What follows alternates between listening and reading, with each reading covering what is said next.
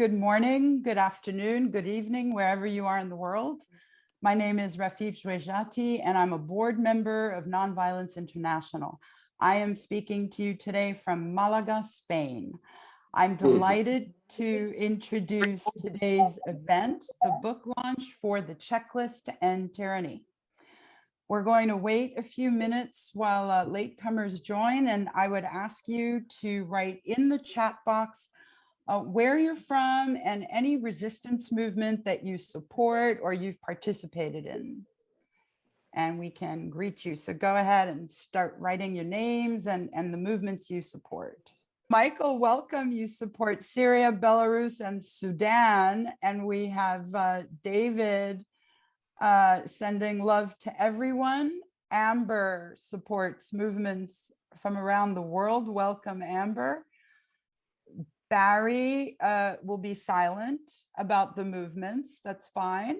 That's fine. While we wait for more participants, Leah, let me introduce Leah, who will be our technical guru today. And she's going to help me when I have technical difficulties. We've got Susan Shaw from Jewish Voice for Peace. Welcome, Susan.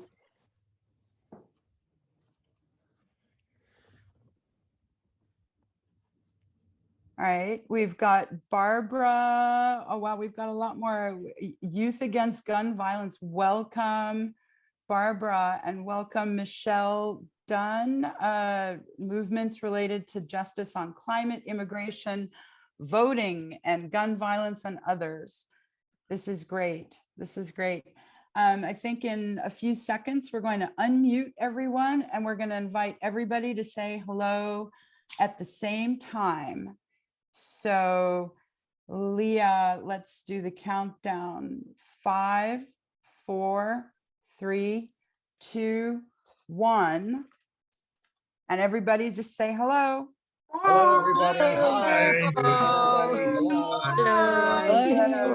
Hi, everybody. Okay, great.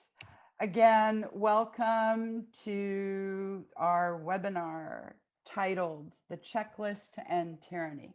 My name is Rafif, and I'm a member of Nonviolence International's Board of Directors. This event is sponsored by Nonviolence International and co-sponsored by the International Center for Nonviolent Conflict. I'd like to thank you all for attending this 90-minute event. We are recording it and we'll share it via NVI's website and YouTube channel. For this webinar, we've decided to move away from the standard format, meeting format, so you can see each other, interact, and keep in mind we are a big crowd, so please be respectful of all. Today, we are honored to have the book author, Peter Ackerman, and discussants Maria Stephan, Simon Peter, and Mubarak Awad. I hope you've had a chance to read their bios, but we'll be posting them in the chat as they speak. Peter will present for 15 to 20 minutes, and I believe we have a short slideshow. And then our discussants will speak for 5 to 7 minutes each. I'll try to give a signal if we're running out of time. And after that, we'll take some questions. You're welcome to post your questions in the chat. And if you'd like to speak, please raise your hand or use the raise your hand feature. And finally, we'll have some closing announcements. Before we get started, I'd like to tell you briefly about our series and the co-sponsoring organizations. Our webinar series is called We Are All Part of One Another, and this reflects an ancient truth that lies at the heart of all world religions and scientific understanding of all humans. We are intensely social and interdependent creatures. Through our series, we hope to bring more people together and explore what brings us closer. Nonviolence International is a backbone organization for the global nonviolent movement. We promote nonviolence as a way of life, and we promote nonviolent action as a pragmatic strategy.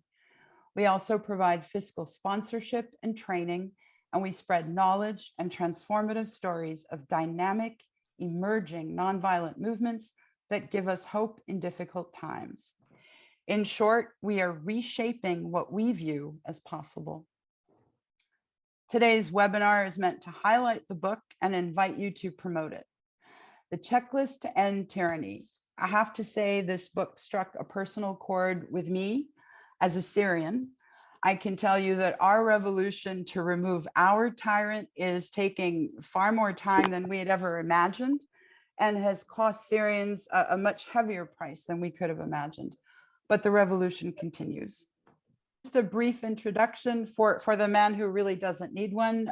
Peter, of course, is the founder and longtime contributor to the International Center for Nonviolent Conflict. He is, of course, a world-renowned expert on nonviolent struggle, has studied under Gene Sharp. Peter obtained his doctorate from Tufts University and had a long career on Wall Street, where he tells me he never went by Dr. Ackerman. He maintained a deep interest in promoting democracy and human rights and served as the president of Freedom House. And of course, he's authored a number of books on civil resistance. So Peter, please go ahead. The floor is yours. Great, thanks so much. Welcome to everyone and thanks for being here. I thought I would start 50 years ago with my odyssey on the subject of civil resistance and do it very briefly. I was a graduate student at the Fletcher School at Tufts, and like many people my age at that time, we were products of the Vietnam War, and I was very interested as a student of strategic studies, war peace studies, about asymmetric warfare. The question was why people with inferior military capabilities would beat people with superior military capabilities. And so the great books of that time, for example, included studies about the economic, social, psychological elements of conflict, which I was quite interested in. One of the great writers about this subject was a man named Tom Schelling, who in 2009 won the Nobel Prize for Economics. I took a course with Tom called Strategy, Coalition, and Conflict, and I told him about my interest in asymmetric warfare, and his comment back to me, which was life-changing, he said, well, Pete, if you're interested in knowing why people with inferior military capabilities can beat those with superior, how about looking at why people with no military capabilities whatsoever can beat people with military capabilities? And he introduced me to Gene Sharp. And Gene had just at that time wrote the book, The Politics of Nonviolent Action. And in that book, many, many great things happened, but I'd like to highlight two. The first was that he basically took work by a man named Etienne de la Boétie, his work called The Discourse on Voluntary Servitude, published in 1576. And he wrote the following: resolved no more, and you're at once freed. You could put that slide up if you don't mind, somebody can. Resolved to serve no more, and you are at once freed. I do not ask that you place hands upon the tyrant to topple him over, but simply that you support him no longer. Then you will behold him like a great colossus. That's not the slide, by the way, if you can move back. If you can move back, there, look at the top. But simply that you support him no longer, then you will behold him like a great colossus whose pedestal has been pulled away, full of his own weight, and break in pieces. So here's Gene Sharp's contemporary version of this insight. When people refuse cooperation, withhold your help, and persist in their disobedience and defiance, they are denying their opponents basic human assistance and cooperation, which any government or hierarchical system requires. If people do this in sufficient numbers for long enough, that government or hierarchical system will no longer have power. This is the basic political assumption of nonviolent action. I could tell you that this basic concept that has motivated Gene's work, I have never found in 50 years a reason to argue with. Now, the second thing Gene did in his volume, The Politics of Nonviolent Action, is he, in the second volume, came up with 198 different tactics, nonviolent tactics, that are employable against an opponent. Now, just to talk to you about an exciting development, my friend Michael Beer, who's hosted this, has basically took Gene's 198 tactics and expanded it by another 150 to reflect the tactical opportunities that exist in highly complex, digitized societies.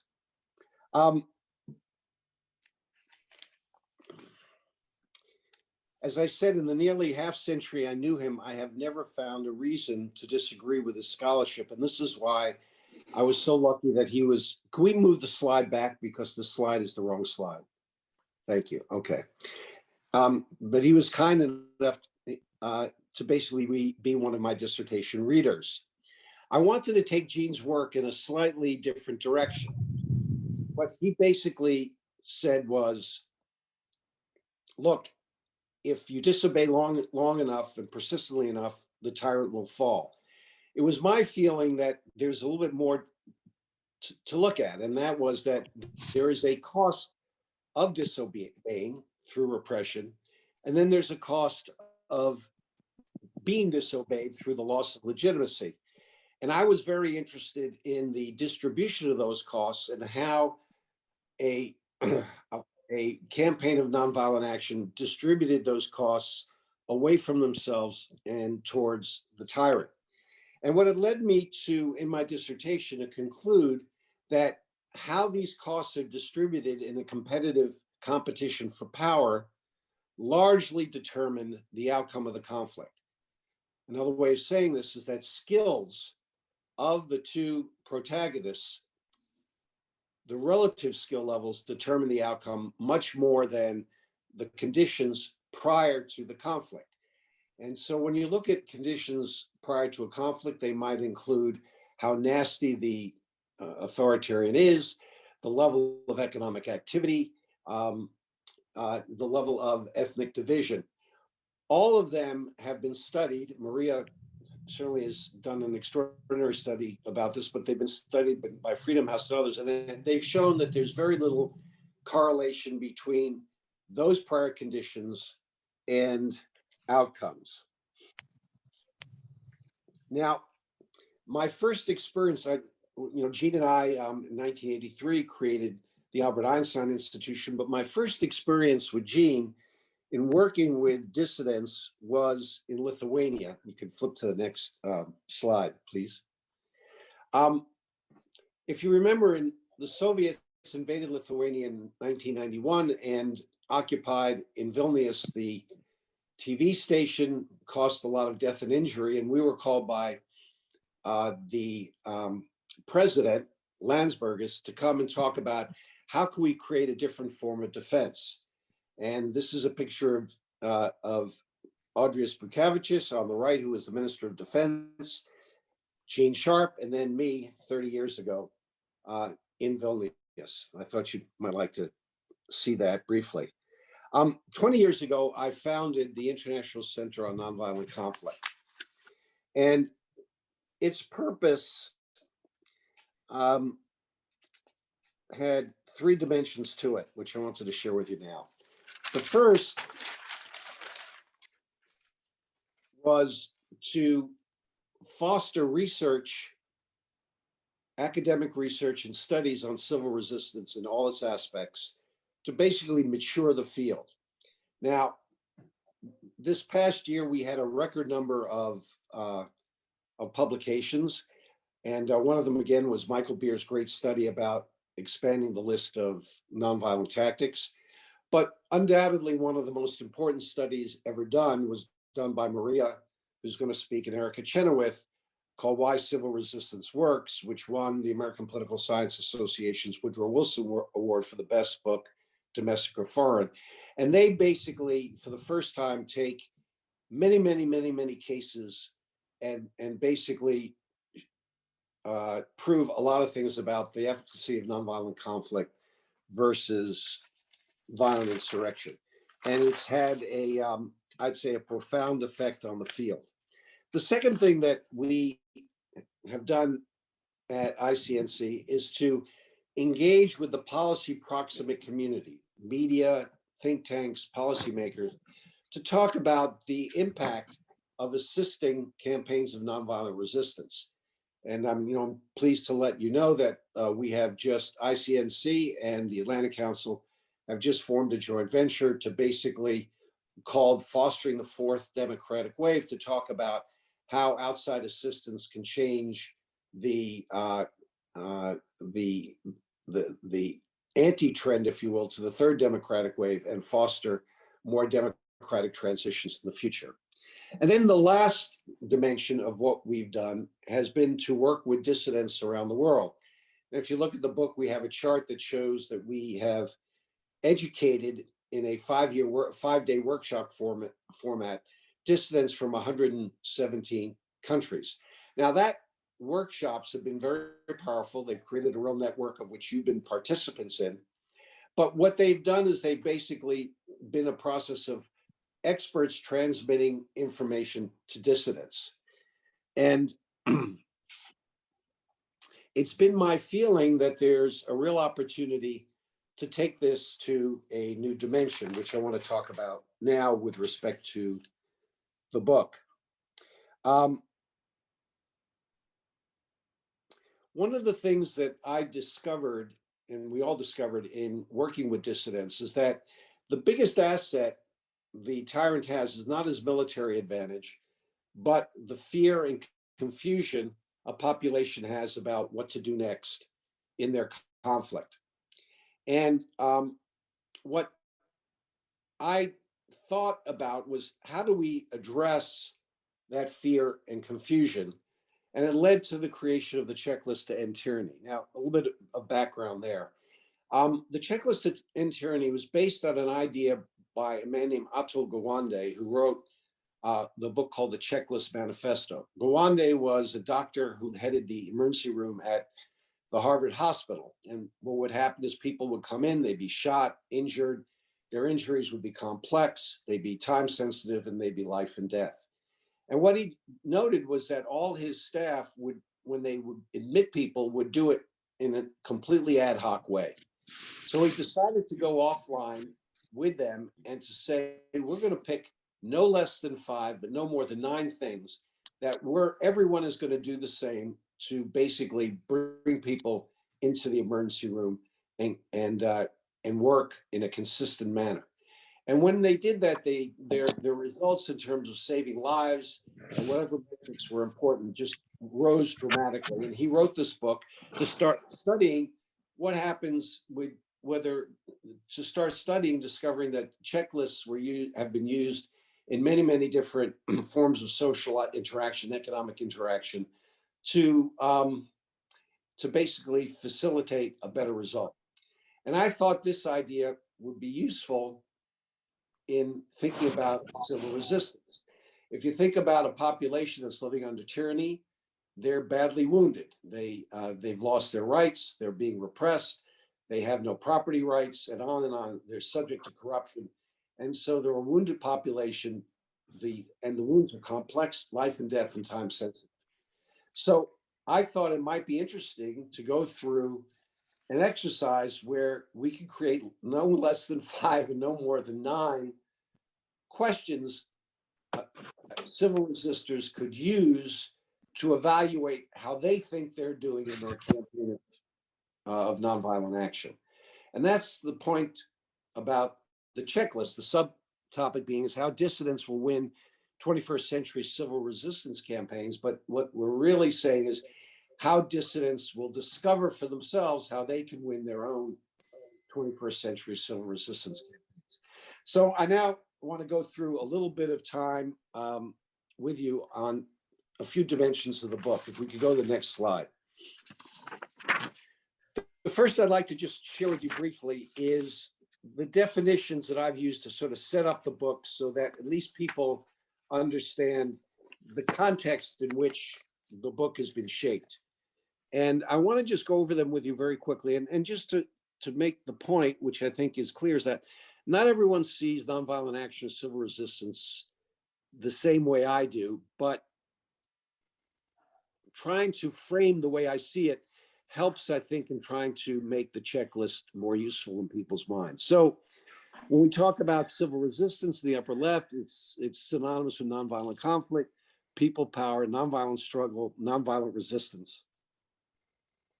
And nonviolent conflict is embedded in our name the International Center on Nonviolent Conflict. But it's also, what's happened is that the term civil resistance has ultimately has evolved as the most used term for what people do when they're living under tyranny. They have no military options, so they use strikes, boycotts, and all sorts of tactics to undermine the legitimacy of the other side. What I try to do also in this little sheet here is to try to distinguish civil resistance with what people assume is the same thing. So civil resistance isn't peaceful dissent, because if peaceful connotes the idea of tranquility, civil resistance is not that. The whole point of civil resistance is to create disruption that basically undermines the legitimacy of an authoritarian who wants peaceful, tranquil, obedient populations. It's also not the same as protest movements, and this is a term that's shown up recently. Not that street protests aren't prevalent, important, and frequent, but there are very few movements that succeed over time on street protests only. And if you look at the movies we've created on the Indian independence movement, the Nashville lunch counter boycotts, the anti-apartheid movement, the Danish resistance to the Nazis, the referendum on Pinochet, the Gdansk shipyard strike, the Orange Revolution, and bring down the dictator, you'll find that many, many other tactics were at least, if not more important. Civil resistance is also strategic nonviolence when you think of nonviolence as a noun. Now, one of the great things I didn't realize this in the opening is that you are making a distinction in Nonviolence International between the ethos of nonviolence and the effectiveness of nonviolent action. And this has been a point I've been trying to make for 50 years with greater success, in that what we focus on in this book is what we would call nonviolent discipline, which is basically saying that we maintain nonviolent discipline because the ultimate strategy of civil resistance is to induce defections, and you cannot induce people to defect who you're threatening to shoot. And this is why we have nonviolent discipline.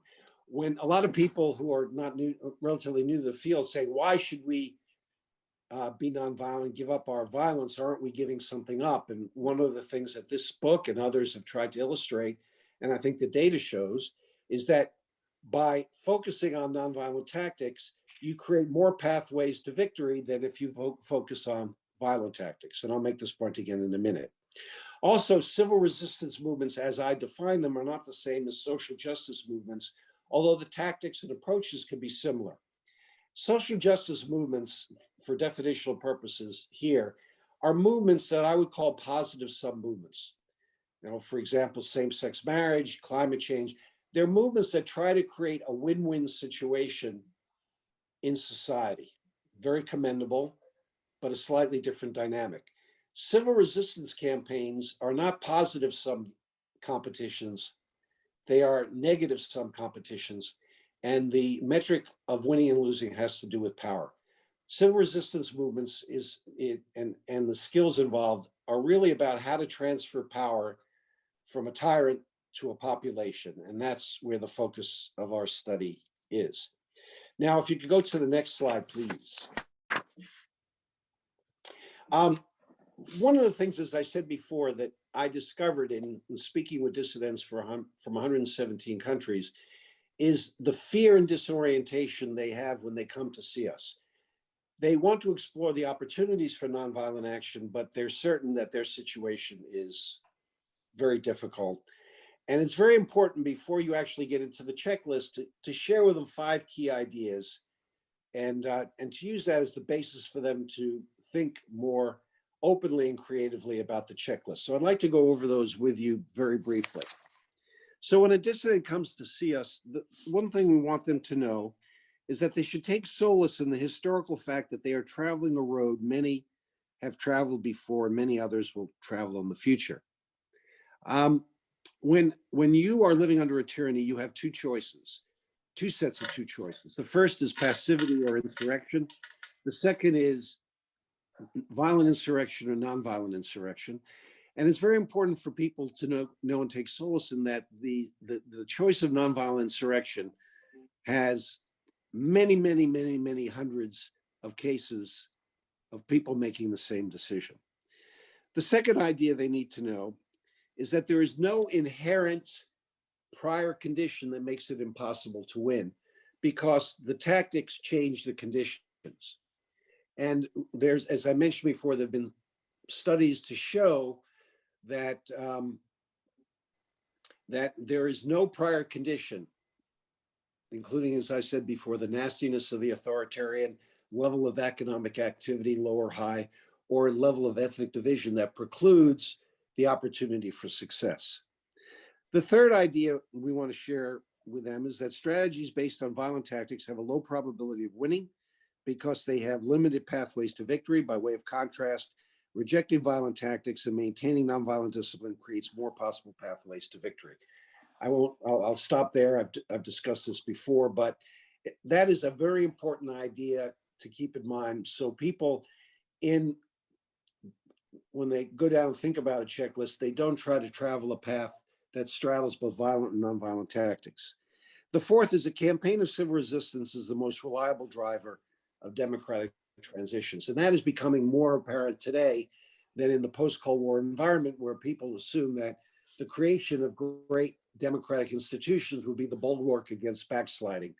And that's obviously not been the case in the last 15 years. Institutions need to be defended, and that's what civil resistance does. And then the fifth, which is the most important thing dissidents can do to improve their chances of success, is to develop their skills of organizing, mobilizing, resisting, so their skills are superior to their authoritarian adversary. So the focus on skills and the possibilities of skills being the great determinants as to who wins and loses is one of the ways we reduce fear in our discussion with dissidents. So now I just want to travel quickly to, if we could go to the next slide, to the checklist itself. And I'm going to go through this quickly. We divided the checklist, remember, it was between 5 and 9 things, but Gawande basically demanded, and I've got 8. And the first 4 have to do with building capabilities. And I'll just read these real quickly. And these are, remember, this is not a formula for success. These are questions dissidents need to ask themselves in terms of focusing on their strengths and weaknesses. So the first one is the civil resistance campaign unifying around aspirations, leaders, and a strategy for winning? Second is the civil resistance campaign diversifying its tactical options while maintaining nonviolent discipline? The third is civil resistance campaign sequencing tactics for maximum disruption with minimum risk? I'll be back to that in a second. And the fourth is the civil resistance campaign discovering ways to make external support more valuable? We just basically funded Maria and Erica Chenoweth on a study about what are the most important things outsiders can do to help dissident movements inside a country. And they basically conclude it's the transfer of knowledge that ultimately is the most consistently useful. Then we have 4 that go from building capabilities to navigating conflict. Each one of these, as you see, has the word likely. So you're trying to speculate on trends. So the first is, are the number and diversity of citizens confronting the tyranny likely to grow? Is the tyrant's belief in the efficacy of violent repression likely to diminish? Are potential defectors among tyrants' key supporters likely to increase? And is a post-conflict political order likely to emerge consistent with democratic values? So those are the 8, and we could talk about that in the subsequent conversation. Let me end, if we could go to the next chart, to, I think, one thing that I think illustrates the question of what does skills mean. So going back to checklist question 3, is the civil resistance campaign sequencing tactics for maximum disruption and minimum risk? And this is in the book. It's figure 14, prioritizing by expected impact. And I just want to close by going over this chart with you because it's an interesting way to think about what skills mean. So if you look at the upper right quadrant, you see what we call dissidents terrain. And the lower left quadrant is the tyrant's terrain. So if you are a dissident, you want to, in the upper right-hand corner, you want to have the least amount of disruption for the most amount of defection. And if you're the tyrant, you want to have the most amount of disruption of society, create the maximum pain for the least amount of defection. And if the tyrant is successful, where you actually get disruption but no defection, you lead to apathy, which is in the upper left-hand quadrant. Now, if you look at the tyrant's terrain, his question is, how do I have the least amount of repression for the most amount of obedience? Not even repression, but the threat of repression. The civil resistor wants to create the most amount of repression for the least amount of obedience. And if actually what occurs is that repression leads to no increment of obedience, you have what we call backfire. And when you have backfire, you're probably very close to winning. So let me stop there. And I'd love to hear the respondents, and we'll be answering questions when it's all done. Thank you so much, Peter. That's very thought-provoking, and as a Syrian, inspiring. So I'm going to invite everyone to applaud, but silently, right? Like, don't make noise, but applaud Peter for this fantastic presentation, for the success of having written the book during COVID times. And I hope everybody has a chance to read it. Let's turn to our discussants. First, Maria Stephan, who has had a distinguished career as a scholar, an accomplished author, a teacher, an activist, and I would say a mentor to many Syrian civil resistance actors. Maria, please, in the interest of time, let's keep it to about 5 minutes, please. Sure. Thank you, Rafif. And thanks to Nonviolence International and ICNC for hosting today's event. And first, I just want to say huge congratulations to Peter on the publication of your book, The Checklist to End Tyranny. I know this has been a profound labor of love for you for many years, and I was so pleased to see the finished product. And I think that the checklist is such a powerful tool for activists, organizers, dissidents around the world. I was saying before our guest joined that I think one of the most powerful aspects of the checklist is how beautifully it weaves together practical tools used in trainings and workshops, together with resources, links to films, videos, together with some of the most cutting edge research on civil resistance. Not only some of the work that I've done with Erica, but other scholars, Hardy, Jonathan Pinkney, Michael Beer's Tactics of Nonviolent Action, so many different, Kurt Schock, so many different scholars, their insights are so nicely distilled in this book. So it's a tremendous accomplishment. And I think the way it brings all these things together is just such a beautiful way of honoring Peter's legacy and contribution to the field of civil resistance. And, just a bit on a personal note. So I was calculating today, Peter, and I've known you for 20 years exactly. So 2 decades. Peter has been a friend, mentor. He was my dissertation advisor at the Fletcher School.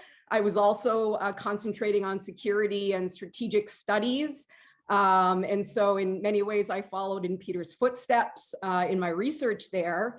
And, another thing was, it was my first year of graduate studies at Fletcher. This was 2002. And that was also the year that the documentary film, A Force More Powerful, was launched at 1 Milk Street, Boston. And I attended the screening of that film. And at the time, I thought I was going to go into kind of transatlantic security, European common foreign and security policy, which is what I'd been focused on. And I saw that film, which chronicles these amazing stories of civil resistance in the US, South Africa, Denmark, India, all over the world. And I was just like, damn, like, this is what I want to be focusing on. and kind of did a 180 at that point. And, that point forward was doing research and writing about strategies and tactics of civil resistance. So I owe a lot to, Peter's contributions in the research space, in the film production space, which has definitely shaped my own pathway and trajectory. After finishing my dissertation, I moved to Washington and was working with Peter at the International Center on Nonviolent Conflict for a number of years, 5 or 6 years. And that is actually where I ended up meeting so many of the amazing people on this call, our friends at Nonviolence International, Hardy Merriman, who was kind of my comrade in the field of civil resistance. At one point, people thought Hardy was my brother, I think because we spent so much time together. And so ICNC brought together such amazing people who have dedicated their lives to disseminating knowledge, know-how about how to wage strategic nonviolent action. I am eternally grateful to ICNC and to Peter for funding the research and writing of why civil resistance works, including the Nonviolent and Violent Conflict Outcomes NAVCO data set underpinning the research, which, interestingly, I was in the State Department. I was stationed in Kabul, Afghanistan, while working on writing and editing different chapters of why civil resistance works. So it was kind of this crazy, surreal environment with duck and cover sirens going off, meanwhile, kind of writing, editing chapters of a book that, we, were owed so much to ICNC and Peter for supporting and for financing. And it was interesting. It was also at this time, this would have been late 2010, early 2011, when I was at the embassy in Kabul, that the Arab Spring began. And it was this weird time because another resource that ICNC supported, Civilian Jihad, the history of nonviolent struggle in the Middle East. So this was a book that I edited. A shipment of Civilian Jihad arrived at the embassy. And this book was about the history of nonviolent struggle in the Middle East before the Arab Spring. So Mubarak Awad contributed a chapter. I'm trying to see if anyone else on this call has their stories in that book. So, all of a sudden the Arab Spring breaks out. I'm kind of watching this from my hooch in Afghanistan. And, and I remember thinking, I knew that many of the activists involved in these campaigns in Tunisia, in Egypt, had received the support and assistance of ICNC. They'd been part of workshops and trainings. And, I remember thinking how critically important that type of skills building, knowledge transfer, peer learning is. And, the research did bear it out in the monograph that Peter mentioned that I co-wrote with Erica Chenoweth. We did find that overwhelmingly one of the most important forms of external support is the provision of kind of skills building, training, capacity building, creating and carving out spaces for peer learning, relationship building. And I think that, that's even more important today. And it was also right after this, just to weave together different parts of the people who are, putting on today's event, when I deployed to Turkey in 2012. So this was a year into the revolution, the Syrian revolution, and this is where I met Rafif. And, just watching that conflict evolve, from a nonviolent uprising to a terrible civil war. And I remember thinking at the time, there's just not enough time to do the type of skills building, relationship building, learning from mistakes, building organizational infrastructure that we know is so critical to the success of movements and that are highlighted in key parts of the checklist. And I remember thinking, and as I was reading the checklist, oh man, this resource translated into Arabic would have been such a useful tool for Syrians to have, not just coming out of the country, but inside the country that they could have used themselves to, problem solve and work together. So, that experience reinforced again how critically important cutting through the disorientation, confusion, and fear is, and how helpful it is to have practical tools like the checklist to help that along. And I should also just, I know I need to wrap up here, but just to thank Peter also for his contributions to kind of grounding the work on nonviolent action at the U.S. Institute of Peace, which is where I was working for 7 years before deciding to focus more on the United States. And it's, just to see the study and practice of civil resistance grounded in a peace building organization, I think just has so much power and potential. So I'm very grateful for that. So, just in closing, I'm so grateful for Peter's friendship. He's supported me personally and professionally, and like so much of what he has supported is featured in the checklist. So I'm so grateful for that. And I'm just grateful for his contribution to the field of civil resistance. So thank you, Peter. Thank you, Maria. Brilliant as always. And I just want to bring it back, before the webinar actually started, I was congratulating Peter on the book, and I said I wish he had published it 10 years earlier, because we really could have used it in Syria. Thank you, Maria. Let's turn to Mubarak Awad, co-founder of Nonviolence International and a leader from the first Palestinian Intifada. Mubarak, I'm going to give you 4.5 minutes. Thank you. Thank you so much. One of the things that we have to be very thankful for Peter is that really we work hard in doing his work in the Middle East, and his work was done even before in Egypt, in Sudan, in Palestine. And Peter is a good speaker, and I like in his book that he put very specific agenda, and to follow that agenda if there is a choice for that, for anybody who make the choice to follow the agenda. And that becomes a way of getting a lot of people. We have around 67 people who are watching, and I hope that you have a glimpse of what Peter's ideas are for us. I wrote a few things here that I'd like to share with Peter as well as with all of us.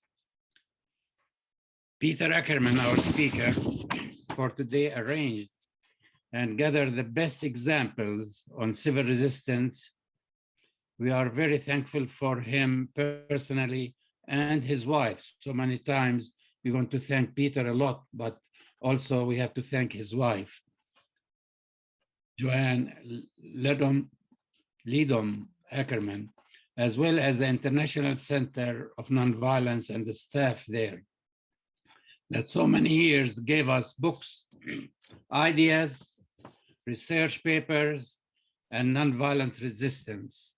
And it is an amazing that if you go around the world with organization, that you could see the effect of Peter Ackerman on what he did for in so many years. The power through nonviolence resistance is an important aspect. As a Palestinian who live under Israeli occupation, and it is a tyranny by itself to be there, I started a center and I felt the center have to be open. I name it the Palestinian Center for the Study of Nonviolence, for everybody to know under the occupation, to say, hey, we have a center for nonviolence. And if you like it or not, it is here to stay. And that became a very much an obsession in how we as Palestinians, as a group of Palestinians, will support, okay, each other, which is an important, and to go to villages, to go to refugee camps, to go to cities and unions and everybody, so that we will get together and say, can we oppose this tyrant? And the same thing, like probably as Peter mentioned in his book, the power of the tyrant, he have the gun. He have the power of force. And we have to make a decision not to use the power of force, but to use the power of nonviolent resistance. And it's more powerful than the gun. And how you could push hard and prove it to those people who are under tyranny, their homes have been demolished, their parents are in prison, or their kids have been shot, and tell them you have the power. But that's an important aspect of people who have the concept of resisting, because resisting is an important aspect that nobody wants tyrant. Yeah. As Israel have monopoly of the gunpowder and use of all force, many use nonviolent action to resist tyranny. And we can resist it and still resisting it. And in every country, you find people who still resisted tyranny. And I have to check it from a philosophical point of view that even we learn from our past. You know, tyranny is not something new. It have been probably every time somebody have a power, he wants more power. And they created their own language. They created their own way of making themselves known that we are the super people who can control you, control your life. And I want to check it on from the intellectual and philosophical resistance is more powerful than the gun. Like Aristotle warned that inequality brought instability, while Plato believed that demagoguery exploit free speech to install themselves as tyrants. So even in the philosophical concept that we push hard on an intellectual basis so that nonviolence is not only for the weak, but also for the strength, for the intellectuals. We have to be also very worried about United States. When the men with guns who always claimed to be against the system start wearing uniforms and marching with torches and pictures of their leader, the end is nigh. When the leaders join the police and the military, we are in a dangerous of tyrants here in the United States. So we have to learn not only to stop it overseas, but to stop it here in our country. And what happened is an amazing how we as individuals can stop that. So I put some recommendation, Peter, and those recommendations are very specific for the Palestinian mostly. My recommendation to all who are with us is to be active in organization, political or not, that express your own view of life. Pick a charity or an NGO of your choice and support it on a monthly basis. Then you have made a free choice that supports civil societies and helps others to do well. Organization, organization, organization is important. Tyranny don't like organization, and that's where it's important. You have also to question always, and Peter mentioned, be ethical and stand out, be kind to the English language.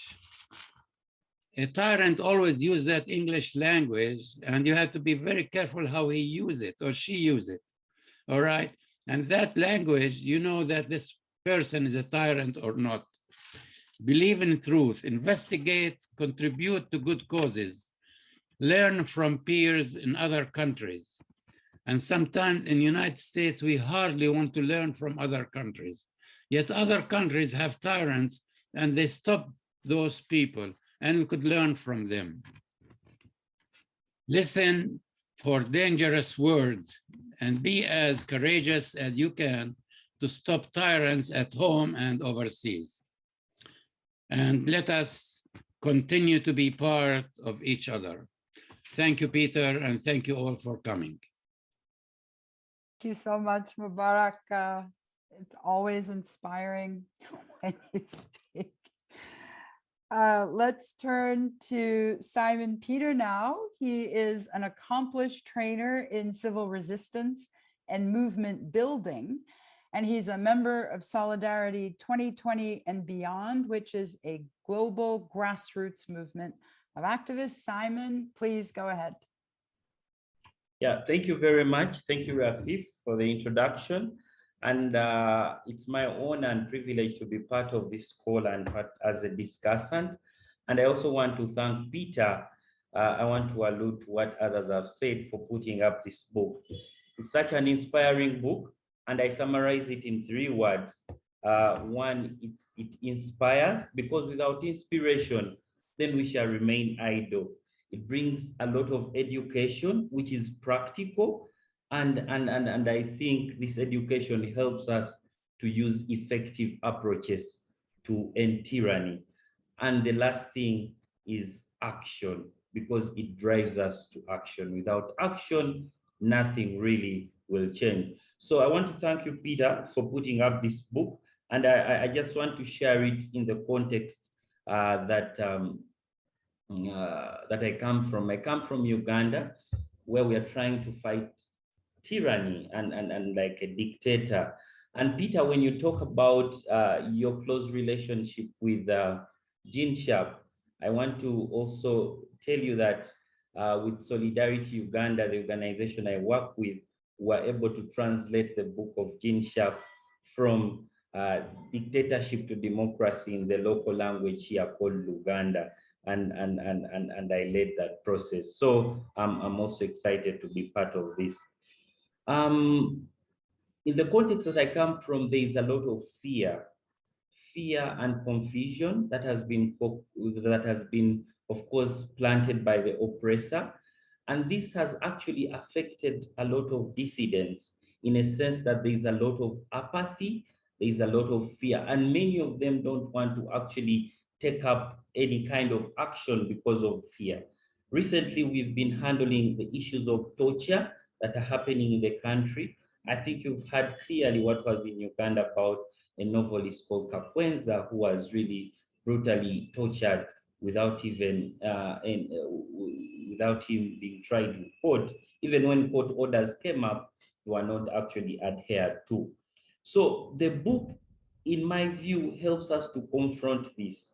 And this is the right time where the community is facing this kind of apathy. And what stands out for me is that the best way to confront this is building capacities. The tyranny we are trying to confront, in this sense, has invested a lot in the military, in the machines. But what we do as dissidents, and this was the reflection that we got from the book, is that we go and do one meeting and later go to the streets. And this has not actually helped us to yield results. Actually, this is what Peter talks about, is civil resistance campaign sequencing tactics for maximum disruption with minimum risk. What we normally do is that we do this tactic over and over again without critically thinking, are they really being impactful? And what does the risk that, what risk that this kind of tactic come up with? So the checklist has put us in a position to question a lot of actions, a lot of tactics, a lot of like our view towards civil resistance. And this has enabled us to analyze, to self-reflect, and to come up with decisions, to come up with our own solutions. Because when you talk about a movement or a civil resistance campaign, you cannot fail to talk about unity. And this is what the checklist is telling us. And it's measured on strategy, it's measured on aspirations, it's measured on leadership. But the oppressor himself is employing a lot to do divide and rule. And this is what we are seeing all across the discussions, even all across the countries fighting tyranny. So it's important to look at leadership, because leadership can unite us and it can divide us. Strategy can unite us and it can divide us. But how do we kind of build a leadership structure within the movement? Maybe the leadership that's working in a movement A may not work in the movement B, and this is what the checklist is actually bringing to us. So in my own view, I feel that it is our role as dissidents, as activists, as everyone who is fighting tyranny, to discover their own way of operating. Not to be told what to do, but to discover their own way of operating. And I want to thank Peter, because what he brings out clearly is that we have to settle more on capacity building, on engagement, on organizing, and on coalition building. I was part of the workshop in Uganda that was trying to test the tools of the checklist. And one of the participants, I remember, said that in the expectation session, one said that I have come to this workshop to kind of realize, or to come and learn how to put practical use to what we study in workshops to the field. And when I was following up this participant, at the end, the participant actually said that I think the checklist has practical solutions to whatever we've been, facing. So this was powerful from my end, because it kind of relates to there's so many academic sessions that we got into. But what the checklist is kind of bringing is that it's bringing practical solutions. Whatever we've been doing, sometimes we feel it's more of civil resistance. But what Peter is telling us, that some things that we are not doing are not actually civil resistance, because civil resistance, it's about transferring power from the tyranny or from the dictator to the people. And that's what we are going to always advocate for. So thank you, Peter. And I want to thank you, team, and everyone who is here. It's been such an opportunity. I've known Peter through Ivan and through Catherine, the co-founder of Solidarity 2020 and Beyond, which I'm a member of. Thank you very much, and thank you for granting me this opportunity. Yes. Peter, thank you. Simon, thank you so much for that. That was great. And it reminds me of the webinar series itself. We are all part of one another, and it sounds like some of our movements are all part of one another as well, because some of our experiences are identical. I know we must have a lot of questions, so we're going to move to that very quickly. If you would like to ask a question, please post it in the chat, or you can raise your hand by clicking on the participants button on the bottom of the page.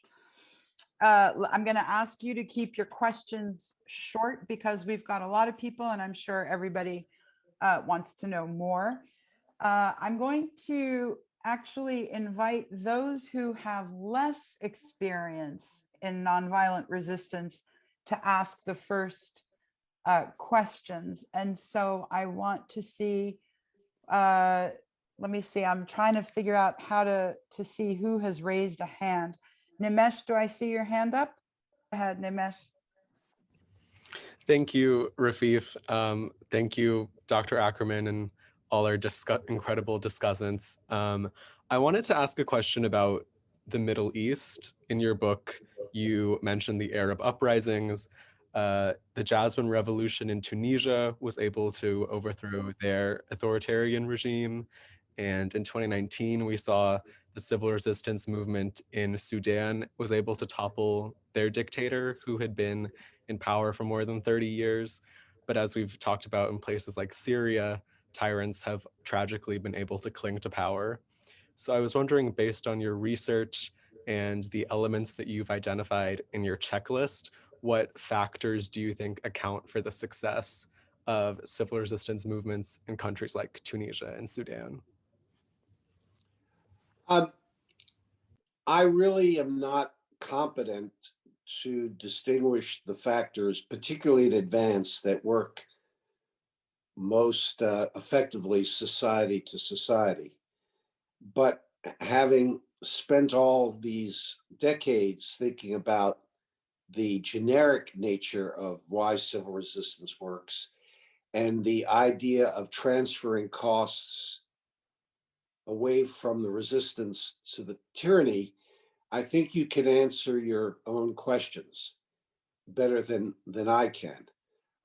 So I would answer the question, your question, with a question, not to avoid the answer, but with the recognition that you probably could answer the question better than I could. So I would mentally go down the checklist. And if you were a member of the civil resistance of any one of the countries you mentioned, how would you answer those questions that are posed by the checklist? That I think you'll come up with your own answer. I'm very reluctant to do two things. One is to predict when civil resistances movements are going to occur. If you remember, in Tunisia, it was the spark of a street vendor that represented the accumulation of that activity. And I'm also reluctant to predict the winner and loser, because the winner, the person who seems to have the advantage, can lose it, and the ones without the advantage can win it. So I'd like to stick, if you don't mind, to the discipline of asking you to think of your own answers through the lens of the checklist. Would that be okay? Thank you, Peter. Peter Metz has his hand up, and then we'll take a question from JR and then somebody from Winnipeg. So Peter Metz, please go ahead. Rafif, thank you very much for recognizing me. You called on people who have very little experience in this. You picked me. That's exactly the category I'm in. But I've had a far out idea, which is we should use nonviolent interposition to prevent war in Ukraine. And so my question to Peter Ackerman is, what of your work can we apply in that kind of situation? It's obviously not directly, it's not directly dealing with overthrowing a tyrant, but it certainly is trying to block a tyrant's force and countervailing. Some people think the tyrant is on the other side, NATO. So what can we apply if we wanted to do nonviolent interposition in Ukraine? Well, that's a better question than you realize, and it's very current, and thank you for it. The first thing I would do to answer your question is to look at the movie, go on nonviolentconflict.org and download the movie called The Orange Revolution. The Orange Revolution is a story of Putin, sort of like almost a deja vu story of Putin telling Kuchma who he wanted as his replacement, a man named Yanukovych, who basically, to ensure that result, wanted to have a fraudulent election where the Orange movement basically had a different candidate. And they went through, the story is they went through a fraudulent election.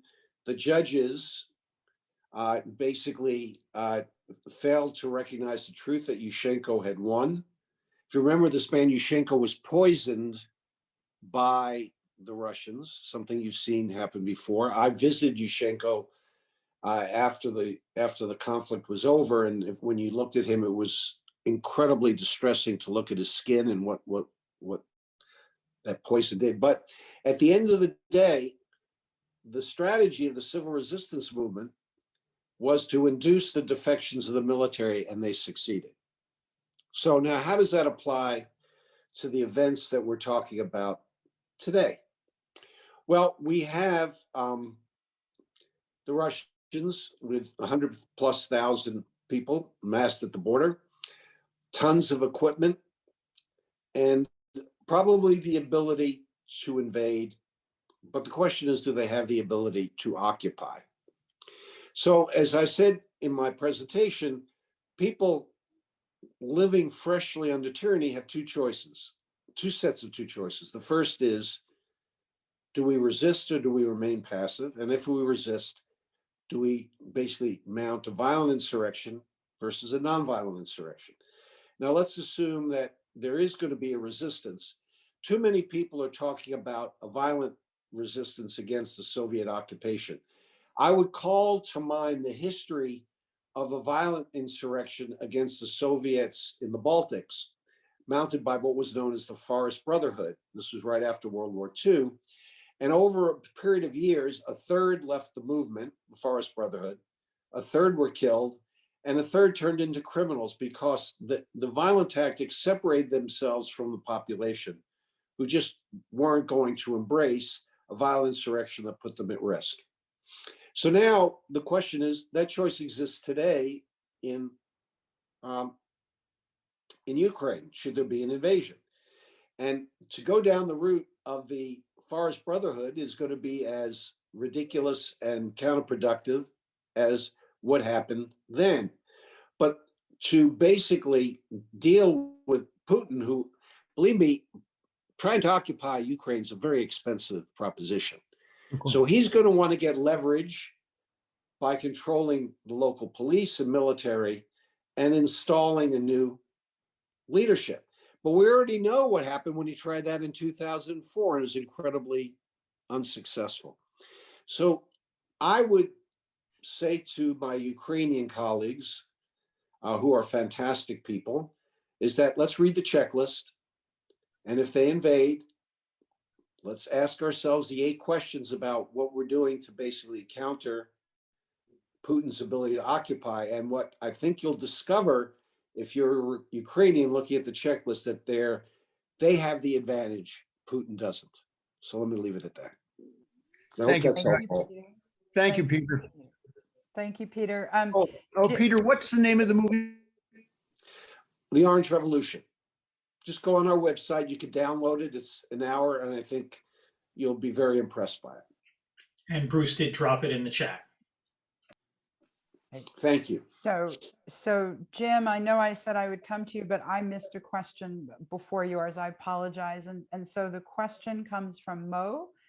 Despite advice and assistance since 1990 by AEI, Canvas, and Nonviolence International to dissenters in Burma, nothing seems to have changed. Why?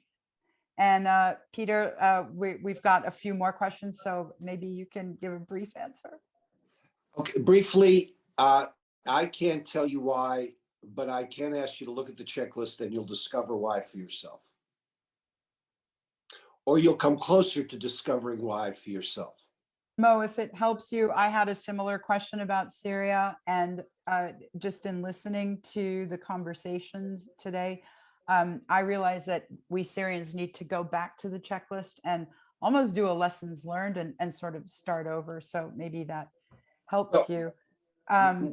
May I just suggest one thing, is that we are now trying to take out around the world a 48-hour program where people gather together, and it's called the Checklist Exercise for Freedom. And we'd be delighted to bring your group or a Burmese group. We're going to do this all over the world. And I think what you'll find is new inspiration by talking to each other to discover how to answer the checklist questions. I think that would be super helpful and inspiring, right? Jim Riker asks, what is the social change strategy of ICNC and others to empower action by getting this resource book in the hands of dissidents and pro-democracy activists around the world? Well, that is a great question. I make this point in the book. We want to translate this into many languages. I've tried to create a book that's sort of thin and short. So I fully intend to smuggle this in every country that's possible, to distribute the information, to distribute the book in every venue possible. I think Hardy can tell us, but I think we have a list of at least 10 languages we want to put this into. We're already starting on others. And so to me, it's volume of distribution that to me is the key answer to that question.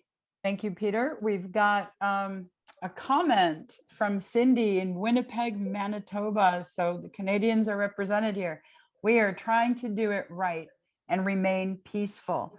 So I think that is directed to all of our discussants and Peter, because you're all sending the same message. So that's wonderful. All right, we've posted the Orange Revolution link for you. And Barry asks, to what extent should civil resistors focus on item 8 on the checklist, and that is building capabilities for post-conflict political order, and not only on bringing down the dictator? Well, they go hand in hand. In other words, remember we talk about civil resistance as a zero-sum game. So as power devolves from the tyrant, it reemerges with civil society, and civil society has to be prepared to receive the new power they have. So to me, it's organic. All these questions don't happen, step by step. They sort of happen in an organic way where you're constantly asking the same questions at different points in the conflict. You have different levels of unity early in a conflict versus later in a conflict. So for example, one of the points I make is that you can be unified around aspirations that are very general, but then you get to the particularities of sharing power, and that has a different level of consequence, and you have to answer the questions differently. So I think that all these questions should be asked at all times, and you should be answering the questions as to where you're being the most successful or the least, and we do this in the checklist exercise, which questions need to be addressed the most at that moment in time. Thank you, Peter. We're almost out of time, so I'm going to edit down a question from Barbara. Can you address the role of cutting off atrocity supply chains for tyrants, an area where US human rights and anti-war movements can forge greater strength with civil resistance movements abroad? I'm glad you asked that question. I'd like to defer to my co-author of a book about atrocities, Hardy Merriman. And Hardy, could you just speak to that? Sure, thank you. And Peter and I co-authored a book in 2019 advocating the idea of a right to assist. The basis here is that if the responsibility to protect says that if regimes are going to commit atrocities, that there can be violent intervention to prevent that from happening, then certainly there should be a doctrine that says you could provide nonviolent forms of support to nonviolent movements to try to prevent atrocities. What we know is that many atrocities are committed in the context of civil war. And so if we can prevent civil war, if we can prevent people from making that choice of violent insurgency, we can actually do quite a bit to prevent the likelihood of atrocities in the future. So Peter and I developed, actually, Bruce, if you could drop the link in the chat, that'd be great. Sort of a 5-tier structure of different forms of external support, with some that are sort of least interventionist, like information sharing, but still highly, highly effective. In fact, you don't have to be highly interventionist to have really highly effective interventions. And then escalating to greater levels of sort of disruption that would sort of correlate with how repressive the regime is. If a regime is doing wide-scale repression on a nonviolent movement demanding the rights of self-determination and democracy, that would open up additional forms of external support. And we get into also the idea of how this could be implemented. What criteria would movements need to meet in order to receive this kind of support? How does this fit into the context of international law? What about potential unintended side effects that could be detrimental to movements? How can we mitigate those? So this idea of this right to assist is something that I think is really we need to bring to the forefront now, because what we know is that when civil resistance movements are repressed significantly, and some people say, you know, we need to now move towards violence, it lowers the long-term prospects of their success. It increases the likelihood of atrocities, increases the likelihood of civil war, and obviously lowers the prospects for democracy. Internationally, we need a doctrine or a norm to help us orient this. And that's part of what Peter and I worked on. Thanks, Hardy. Jackson has a question for Simon.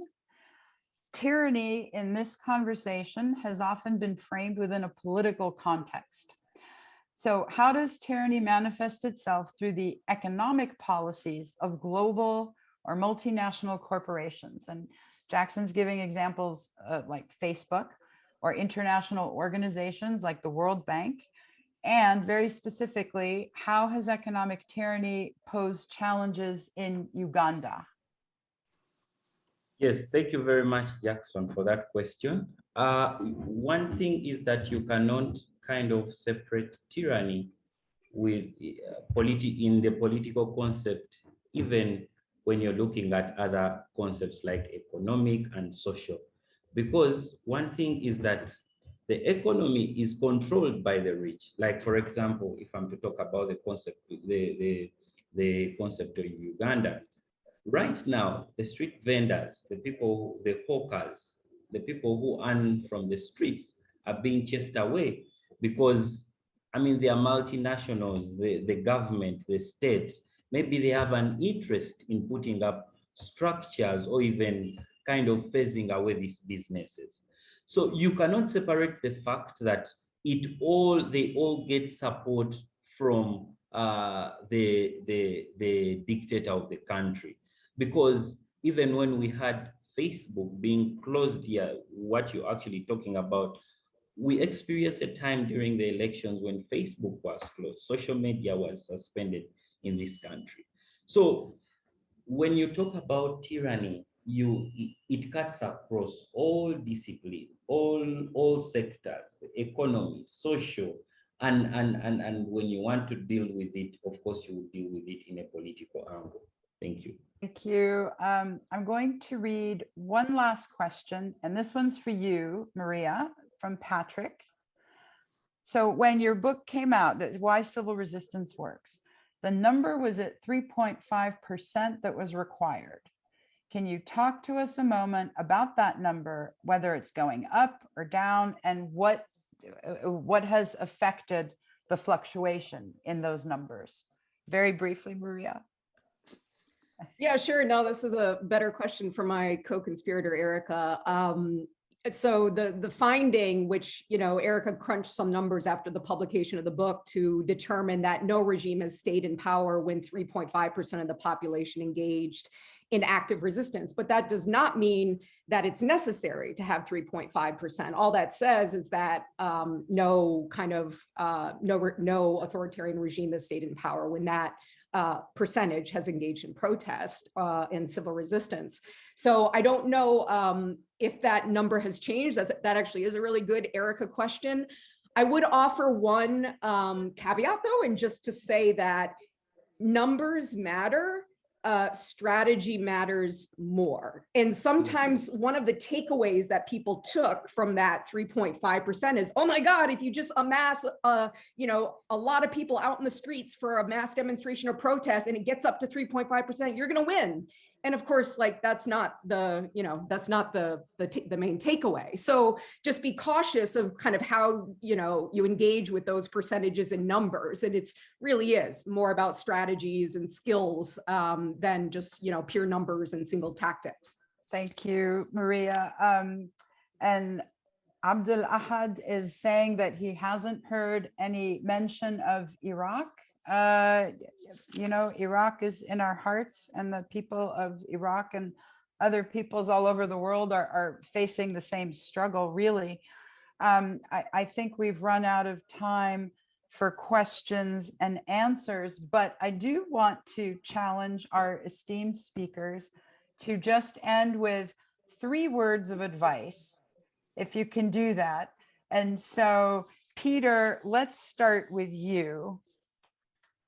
3 words of advice. Read the book. What else? The three words of advice is that you're in a competition. Well, you are in a competition that can win. There's 8. Okay. Mubarak, what you got? Be consistent. 2 words. Excellent. Okay. And Simon, what you got? Discover what works. Perfect. All right, Maria. Organize, organize, organize. And organize, even 4. Excellent.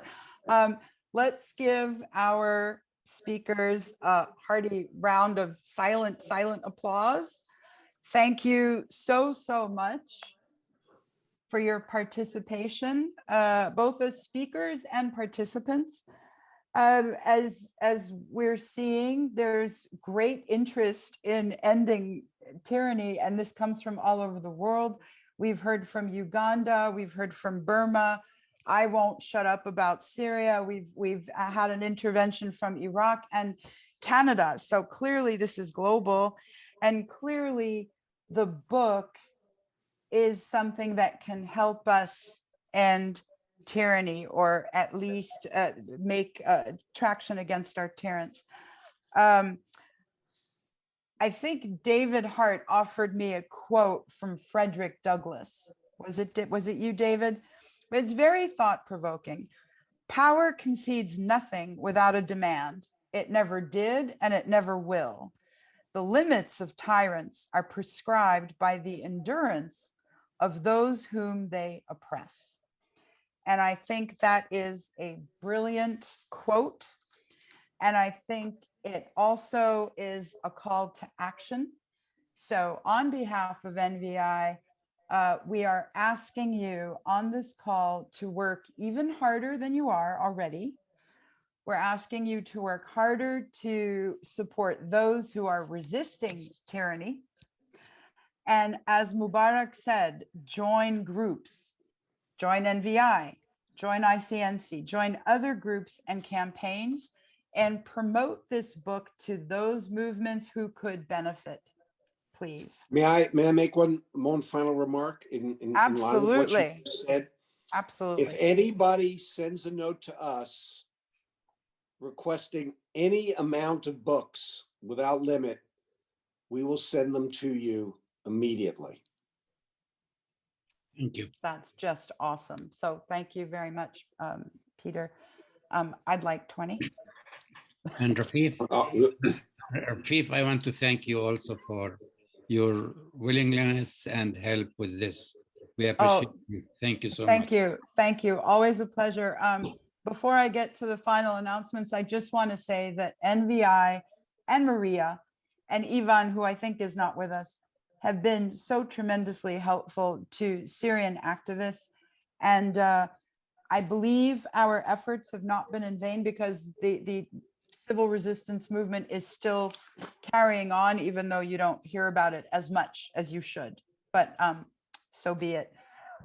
Just so you know, we're going to post the webinar on Friday on NVI's YouTube channel. Please do follow us on Facebook and Twitter. And I believe we put in an email for Peter in the chat earlier. Peter, you're available to speak to classes and groups and whatnot. So please contact Peter at the email we posted. Become a supporter, become a volunteer, make some noise. And I think let's all say goodbye at the same time. So if you want to unmute, Leah, maybe you can help unmute everybody. And I'm going to count down 5, 4, 3, 2, 1. Bye. Goodbye. Thank you, Goodbye. Bye, Thank you everybody. all for Thank you. coming. Goodbye. Bye.